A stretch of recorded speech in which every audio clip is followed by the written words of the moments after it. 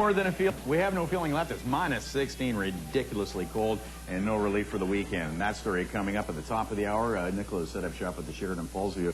But we're back in the studio with Rob McConnell from the X Zone. Welcome back to the show. We're going to talk about a UFO incident that actually took place in Britain, and many call this Britain's Roswell. Yeah. This one is compelling in that, and the British government has just released the classified files on this, I guess, through their Freedom of Information Act. All is being revealed now, so we can gain some insight into it. But I guess it's compelling because this happened on a U.S. Air Force base with U.S. service personnel, so you would expect credible witnesses and not some crackpot somewhere. And these guys claim they saw something in the woods at their base in the early 80s. Well, sure, this is what they also said about Roswell, New Mexico, when a UFO crashed with 3 dead aliens all over the place. Right. So do I get credibility? Yeah, they saw something. Did they see a UFO? No, because when you're looking at all these UFO stories, Bob, they forget to give 3 sides to every story. There's his side, her side, and the truth.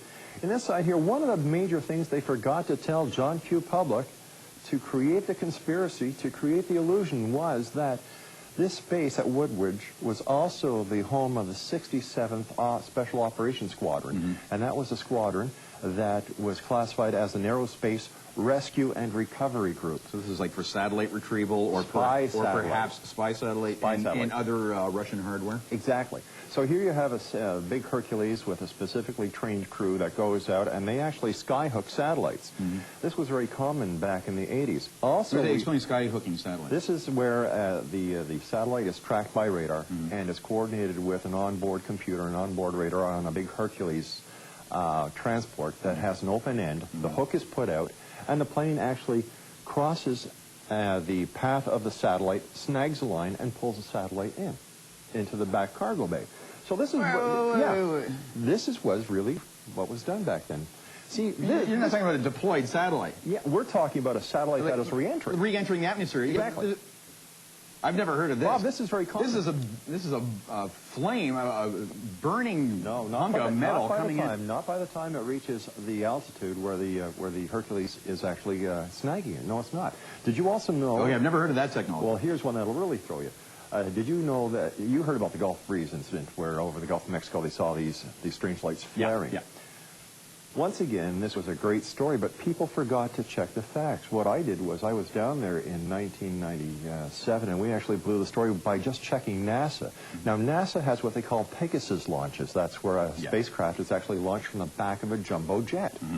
So people expect to see launches going up. Well, a Pegasus launch goes on the line of the horizon, and this is what these flares were. We digress a bit, but we know there was some high-tech stuff going on at this Cold War base.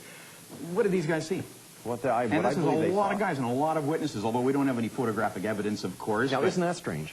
Yeah. Now, the quote is, and this is from the base commander, the object was hovering on legs. As the patrolman approached the object in the woods, it maneuvered through the trees and disappeared. At this time, the animals on a nearby farm went into a frenzy.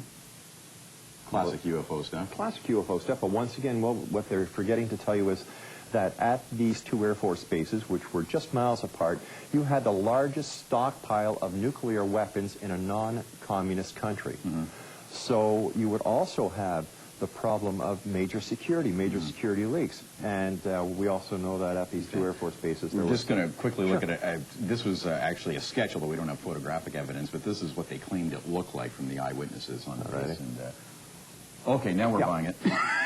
That looks different from any other flying saucer we've seen since Roswell. Well, you see, if you look at it, it also looks like an escape pod that NASA was actually testing in the early 80s. So that's your theory. That's what they saw. It was just some experimental stuff they weren't privy to. You got it. All right.